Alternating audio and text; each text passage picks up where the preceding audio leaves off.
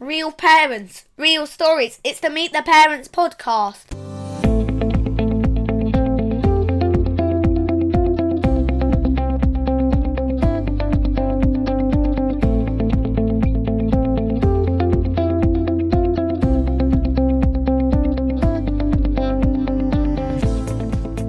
Hello and welcome to episode 56 of the Meet the Parents podcast and your weekly helping of parent blogger chat. I'm Tim from Slouching Towards Thatcham, and tonight I'm going to be talking to Simon from Man vs Pink and John from the ever-expanding media empire that is Dad Blog UK. Good evening, gents. Good evening. Good evening. I don't think I've ever had an introduction like that, Tim, honestly. We've taken a conscious decision this week not to talk about last weekend's London attacks. Hannah, Mark and I covered our reactions to the Manchester bombing just 2 weeks ago in episode 54, and to be honest, I have no real desire to revisit old ground. Instead, the one thing Simon, John and I have in common is that we're all dads with daughters, so that's going to form the basis of most of our conversation tonight, with a little bit of the general election thrown in. Although I'm just hearing now that Simon is too busy watching EastEnders to join us in a live debate and will be sending Amber Rudd to stand in for him. Let's start off by talking about some research that was published recently by Emory University in the US, comparing the way dads interact differently with their daughters to the way they do with their sons, which is something John talked about both on his blog and on the radio, I believe, as well. So, John, first of all, the researchers used some quite innovative methods to collect their data. Tell us a little bit about how that worked.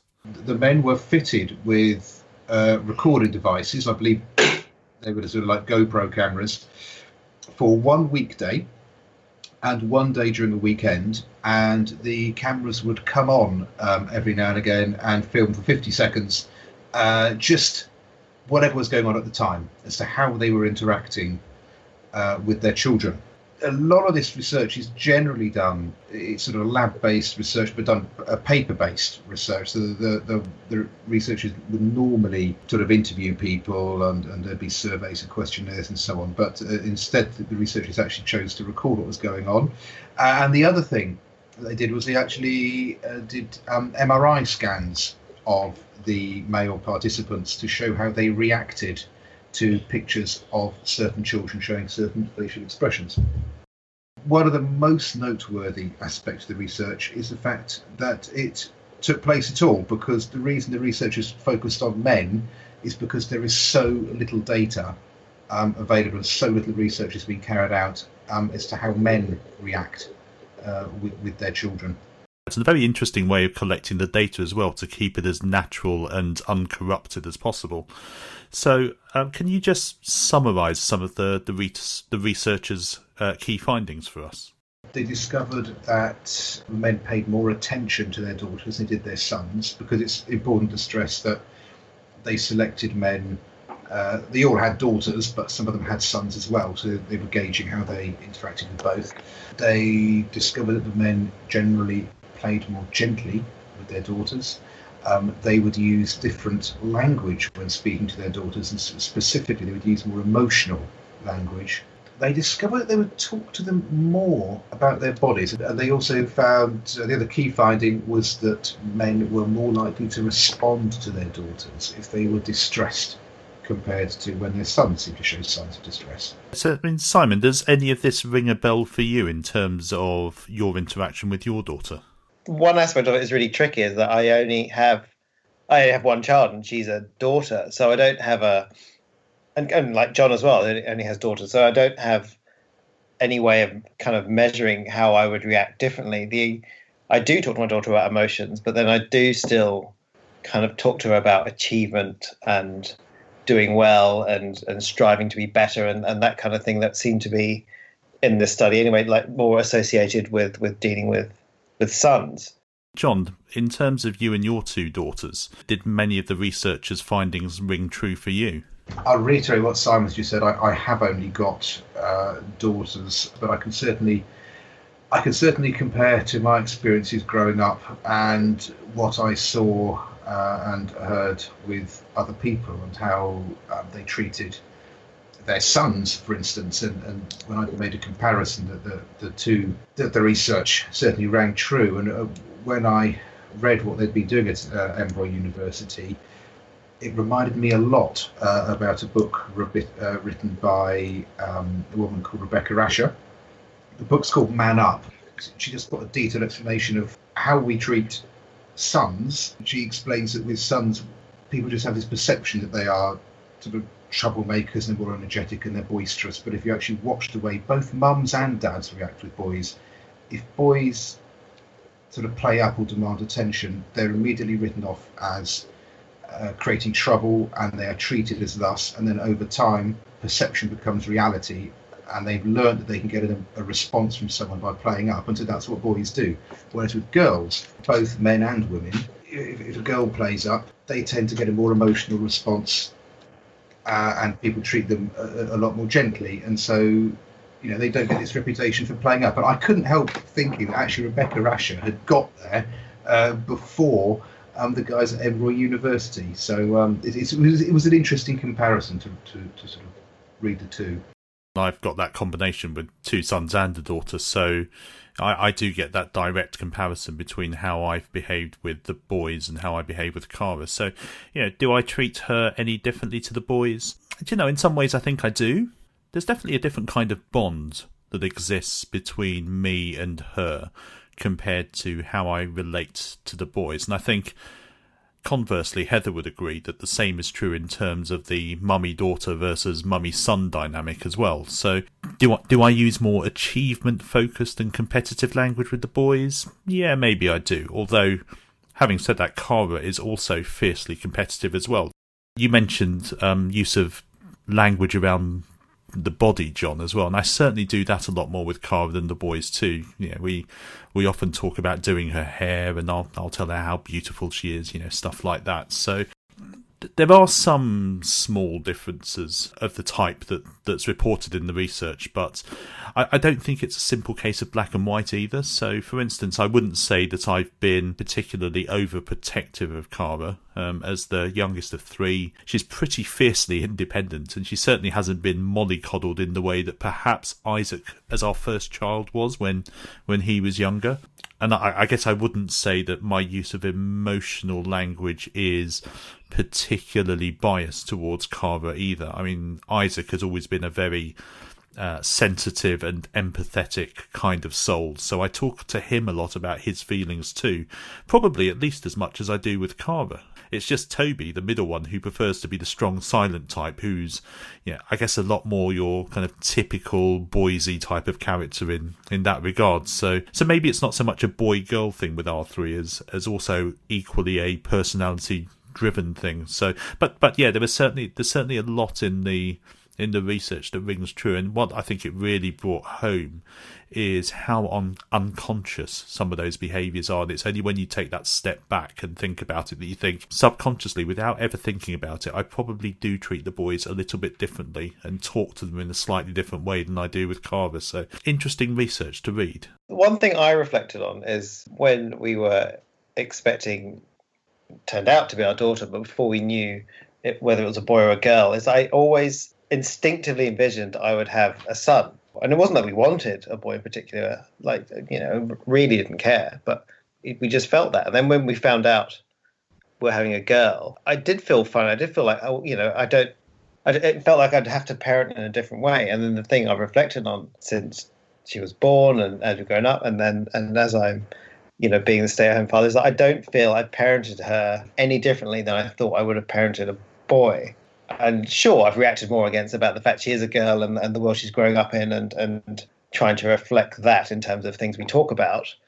But that's more about, I probably stressed more things about the history of struggle for gender equality and making a bigger deal of, as we'll talk about later, like female superheroes and that kind of thing, and just reflecting that. I guess I maintain, I think I've just parented her as a child. So that's why it's kind of hard to unpick about whether I would have treated her differently, whether she's a boy or not. And it's interesting looking at that research. I don't know, I'd like to cherry pick like the positives they talk about with how parents deal with both genders. I like to pick apart. I think it's great that I talk to my daughter about emotions, but I also think it's really important I talk to her about positive reinforcement for her achievements and doing better. And to be fair, I don't think it's about being the best.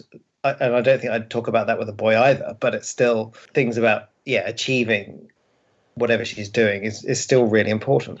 John, what are your thoughts on this? I mean, in the hypothetical situation that you'd have had, maybe a son and a daughter rather than two daughters, can you see that maybe you might have treated them a little bit differently? When Jill was pregnant with Izzy, I did write about this in my blog actually. And I think I self-censored slightly and played it down a bit, but I was genuinely quite concerned about having a son as a second child because I had got so used to having a daughter. Unconscious, you're a fool if you don't admit to unconscious bias to some degree. I mean, I'm sure it's there. I would agree with Simon. I think I've raised children as children, possibly in a more gender-aware way because of the way my household runs, which is a very similar way to Simon's does. My wife being the breadwinner. And, I've always been very conscious and aware of the need to talk to the kids in emotional terms and the need to reinforce to them that both men and women can be successful in their careers and that gender mustn't be a barrier to what they wish to achieve. And actually, certainly, Helen's old enough now. I mean, she gets that. She really does. Would I have treated a son differently? I don't think to a great degree, actually. I mean, I love the fact I've got daughters who love to paint their nails one minute and yet love to go and do karate the next.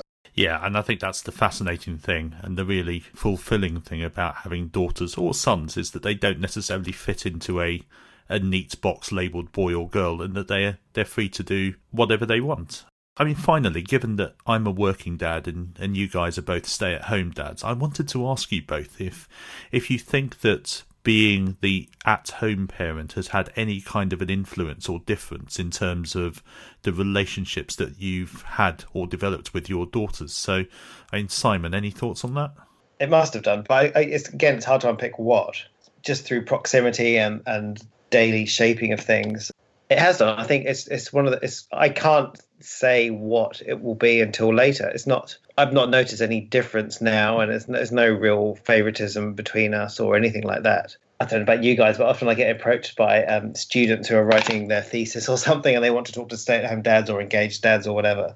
And one of the questions often comes up is, how do you think you've kind of influenced your child being a stay-at-home dad, and compared to their mother? And I think the thing I always say is it's impossible to break it down on a small level like this. It's yes, I'm a man, I'm at home, my wife's a woman, and she's the breadwinner. But it's more about us as people. How much of how I parent is to do with just me individually, apart from me being a man at home. I think that's when you start looking at a wider scale and people do studies and, can try and see correlations about these things. I think myself as a parent, it's just how I parent and how my wife parents, and I don't see it as a gendered thing. So there you have it. As dads, we try to treat kids as kids rather than specifically as boys or girls. But I guess it's interesting to note from the research the ways in which sometimes we do treat sons and daughters a little bit differently. Moving on, Simon, we've spoken previously about your love of films and their role in providing positive female role models, in particular for your daughters. So I wasn't too surprised to discover last week that you and your daughter had gone to see the new Wonder Woman film. Firstly, what did you both think of it? We loved it. I mean, it was funny. It was like something I wasn't necessarily going to take her to straight away, and then we had a few day trips to London and things in the last few weeks, and kept the poster suddenly start appearing, and I thought that was a great image on the poster, and then my daughter was really taken with it and kept pointing it out, and I just thought, we have to see this. And as we've discussed before, my daughter's 5, and all of these films, all of these superhero and Star Wars films are rated 12, and I've been taking her to see them since she was 4. So it's always a kind of slight, should I be doing this? But with this one, we've done so many now. I looked at the BBFC advice, and it seemed all fine. She loved it. Like the beginning, the film starts on this island of Themyscira, and it's all the Amazon women together, and they're all warrior women and all training, and it starts with the young Wonder Woman Diana when she's probably about 6 or 7 years old. And we're watching it, and my daughter knows the story from comics and other various books and things we have of it in the house. And she just had a massive grin on her face, like she was so excited.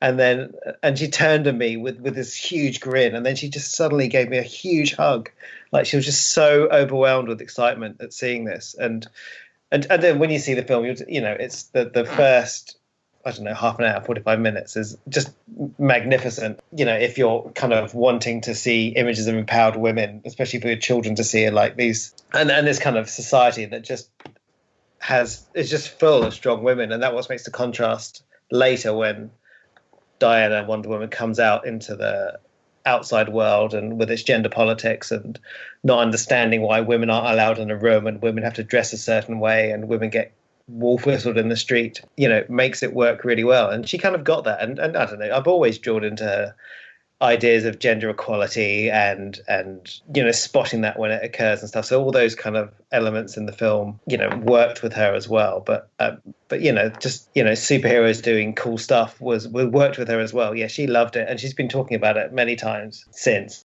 As you noted, I think it was today. There's a nice little subversion of a scene from the original 1970s Christopher Reeve Superman movie, which I won't spoil for anyone who hasn't seen it yet. But you've mentioned just then that the film certified 12. You have taken your daughter to see films with that rating before, with consideration to the contents of it. So, I mean, John, would you have any concerns taking your girls to see films that are rated for older audiences than their age?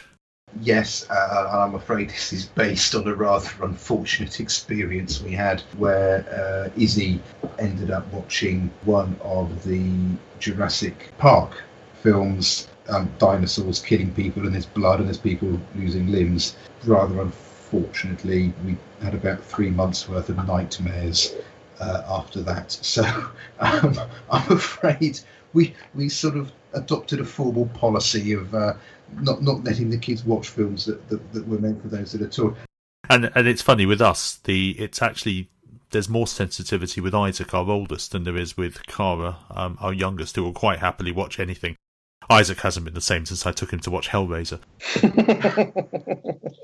Now, I guess we've spoken before about the recent surge in prominent female role models on film and TV. So everything from Anna, Elsa and Moana to, I don't know, Buffy, Hermione Granger and Katniss Everdeen. And John, do you find that your girls identify with any female role models in particular, whether it's film, TV or otherwise? They are huge Amy Lee fans, the YouTuber Amy Lee 33. Yes, like most kids, they were huge Frozen fans. I know there's a bit of a debate about whether Disney princesses and so on, whether they're positive role models or not, but I can think of worse. Through Amy Lee 33, actually, I've had to sit down and explain to them who Katniss Everdeen is. And I mean, I think overall, I think it is great to see a more female role model, because it wasn't actually till I became a father and I had daughters that I truly came to appreciate. There is, in fact, a shortage of positive female role models, or certainly a shortage of positive female role models who aren't subservient to a male lead role in one way or another. So yeah, and I think I've probably mentioned before, Cara's a bit of a Supergirl fan. It certainly doesn't hurt that the Girl of Steel's alter ego is also a Cara with a K, but she's really connected with the character in a way that she hasn't with other superhero characters. But both she and the boys are also fans of the TV show Ninja Warrior. That's possible I may have talked about this before, but I'm going to talk about it again. But if you're not familiar with it, it's an obstacle course competition. So think Total Wipeout or the old Krypton Factor Assault course, but designed by people who think that a Tough Mudder course is for wimps. And consequently, the competitions, because they're very focused on upper body strength, are dominated by men. But one of a tiny number of female athletes in the US version of the show who can compete on the same level as all but the very top guys is a woman named Jessie Graf, who's a former college pole vaulter who almost qualified for the Olympics, and since then she's become one of Hollywood's top stunt women and has worked on, among other things, Supergirl, Iron Man 2. She performed much of Black Widow's signature corridor fight scene, and the most recent Wonder Woman film. And she talks about wanting to be a role model to show that women can be both strong and feminine. And that's something that both Cara and the boys actually have really cottoned onto, and it's quite interesting to see them associating with that. So yeah, it helps, I guess, that there are female role models in all walks of life, whether it's on our screens or YouTube stars or whatever it is. Finally, there was a bit of a fuss about there being female-only screenings of Wonder Woman. Hey, Simon, was there really anything for us men to get all het up about? Was it a nice nod to female empowerment, or was it just a canny piece of marketing? There was nothing for us men to get het up about. And yes, it was a canny piece of marketing. It was, anyone complaining about it is just being essentially pedantic. The fact is that comic book movies and superhero movies have been assumed for the last 10 years or however long their existence has been since the X-Men movies and the first Spider-Man movies, that it's male dominated, and whether or not by design, there would have absolutely have been all male screenings of these movies in the past. And I know there's a big female fandom for these things that felt intimidated to express that in a way that they felt comfortable with. And I know there's lots of women that felt just happy to be able to celebrate this in a room full of women. I remember reading an article. It reminded me of this, an article a while back when Mamma Mia came out, and that was a film where it skewed unsurprisingly female, and but this writer was talking about going to see it at the cinema, and it was mostly female, reflecting that there weren't many spaces for big groups, hundreds of women to get together to enjoy something. Like, men often had sporting events, but women didn't have that, and just what a different kind of experience that was. And I think it's if these women were able to go along and enjoy it, I think it's a great experience to go and see a superhero movie with a female audience, especially the first Wonder Woman movie. I think it's great. I'm going to dissent.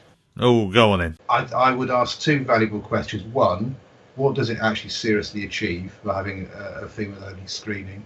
And secondly, these weren't just female-only screenings. This particular cinema chain was clearing the cinemas out of all male employees, so they could only have female employees, from the projectionist right the way through. I think that sits very uncomfortably with labour laws.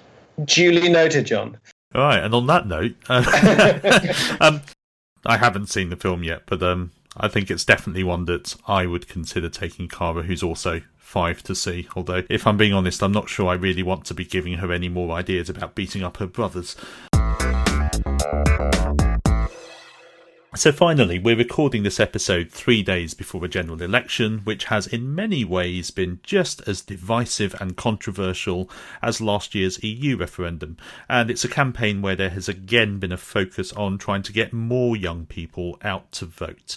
It's estimated that just 64% of 18 to 24-year-olds voted in the EU referendum versus 90% plus of over 65s. So, John, is this election something that's registered on either of your daughter's consciousnesses at all? Massively. They've heard me and my wife talking about Brexit. They've heard us talking about Theresa May. They've heard us talking about Jeremy Corbyn. And I mean, whenever I go and vote, I always, if I can, and I have done 2 or 3 times in the past, I take the kids with me because I want them to see it and understand it and get an idea of it. And it's fascinating the detailed ideas and concepts that they actually pick up on and understand, and the opinions they've formed themselves. So yes, it is very much on their radar.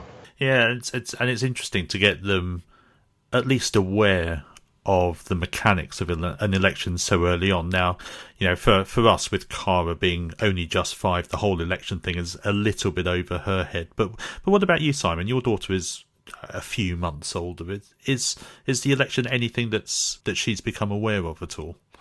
Yeah, absolutely. Voting wise, I think the first election, because we lived in New Zealand when she was born, I think the first election when we were here was probably the 2015 election. And yeah, and I made a complete point of taking it to when I voted and talked her through the process and talked her through what I was doing. And ever, I'm always talking to her when this comes up about how important it is to vote. Like, I think on Thursday, I'm going to, our polling booth, given the way these things work, obviously is like the other way from where the school is. And I think I'm going to, make the effort to leave the house 45 minutes early so I can take her in the morning when I go voting, so it's something she can kind of process throughout the day. I think it's massively important. I remember, I think it was about 10 years ago or something, when I was working, and I was working with lots of sort of people in their 20s, and once talking to them about voting, and I was just shocked that none of them had ever voted, and also didn't want to vote, and almost took it as a badge of honor that they weren't going to vote. Like, what's the point? They're all the same, can't be bothered. It's a silly thing. And it just kind of horrified me, because when I grew up, it never occurred to me not to vote. I couldn't wait to turn. One of the things about turning 18 was being able to vote. And in my constituency, at least, we used to get a letter from your MP saying, welcoming you into being a voter. And it's not something my parents ever talked to me about, but it was almost just understood that, of course, you vote. That's just what you do. Yeah, and going back to those stats that illustrate just how low the turnout is among younger people, any thoughts as to what can we do to get young adults and eventually our kids to get more engaged in elections? Any thoughts on that, John? It's a controversial one, but I've long thought we should probably go down the route of the Australian system, where to at least turn up to a voting booth is compulsory. Whether you spoil your ballot paper, fine, you spoil your ballot paper. But, I've got no issue with compelling people to at least turn up. Otherwise, I do wonder though. We saw a similar effect with the Scottish referendum, with younger people turning out in bigger numbers, and I do wonder if the Brexit effect, we may actually see more younger people. So I don't know. Maybe we have needed, certainly through the Blair years and so on. Because I'm old enough to remember them, the good times rolled and there was nothing to really shock people to vote. Maybe Brexit will do it. I don't know, just a theory. Yeah, it will be interesting to see what happens, won't it? And I guess, particularly the way politics has gone in recent years, it can be quite a tough sell for young people. For one thing, it seems that the bar keeps getting set lower and lower in terms of how the key messages are portrayed, and it's politics these days seems to be as much about personal attacks as it is about actual policies. We've had plenty of misleading figures and alternative facts. We've had politicians routinely dodging answering any awkward questions, and news media allowing them to get away with it for the most part. And and we've even had party leaders refusing to participate in public debates, preferring instead to send deputies. And in how many walks of life would you get away with repeatedly not showing up for a job interview or sending someone else in your place? Say what you like about Donald Trump, and I've said quite a few things about him recently, but he has never shied away from the cameras or Twitter, which is a shame. But, so what else can we do to get more young people involved in politics? Looking back, I wonder if there's more that we can do to encourage an interest when they're still in school. I know things have probably changed a lot since my day, back in the 1830s. I don't recall ever really talking about politics and the mechanics of government. It was only after I'd left school that I started to take a real interest in it. Do you know it? Is politics taught more in schools now? I don't know. It was taught quite a lot when I was at school. One way to get kids interested in politics, do we drop the voting age to 16? I would be all for that. They did it in Scotland for the Indie ref. I think it was appalling that 16-year-olds couldn't vote in the Brexit, because it's going to affect their futures so much. Drop the voting age to 16, maybe you'll get younger people actually paying more attention to it. You've also got that strange situation whereby you can go out and work full time and pay tax, yet can't vote for your parliamentary representative. I guess when the time comes, I'm guessing that all three of us will be encouraging our children quite strongly to find out more about the democratic process and to get involved in voting for themselves. Yeah. Yes, absolutely. I mean, I don't really we don't really talk to our daughter too much about specific politics. I mean, we'll have those discussions, like my wife and I, amongst us, sort of at the dinner table when she's there. But the process of how we elect our leaders is something we always talk to her about. Even just today, I was talking to her about. Again, I often say this, like, when you grow up, the one of the few things I absolutely want you to do and want you to be is to be a voter. I despair that people don't vote. There's no excuse, there's hardly any excuse, let me put it that way, to not vote. If you think they're all the same, then go and spoil your ballot paper. If you think the mainstream parties aren't doing what you want, then find someone further down the ticket that might do. Vote Green if you care about the environment. There's no excuse to not vote. I agree with John. I think it should be compulsory to at least go along and cast a ballot of some form. And also, I don't remember having any discussion about it at school, and I think it should be taught at schools. It should be part of the curriculum. For me, it's always been about, I don't know. I'm an atheist, but there's an aspect of religion of kind of buying into something bigger than yourself, and that sense of community that's beyond what you can see. That's almost the same thing with voting. It's like I know my single vote doesn't matter, but that's not the point. It's about investing in something bigger than yourself. If we can make our children understand that, I think that's half the battle in terms of getting them engaged in the elections. I'd absolutely echo what you're saying, that there is an intrinsic value in just showing up. And, I would add to that, as far as I'm concerned, if you don't vote, you forfeit the right to complain about the result. So that's what John, Simon and I will be doing on Thursday, or will have done by the time you hear this. And I think I speak on behalf of all three of us when I say that we all look forward to the day when our kids exercise their right to mark a little X in a box with a pencil and contribute to the democratic process.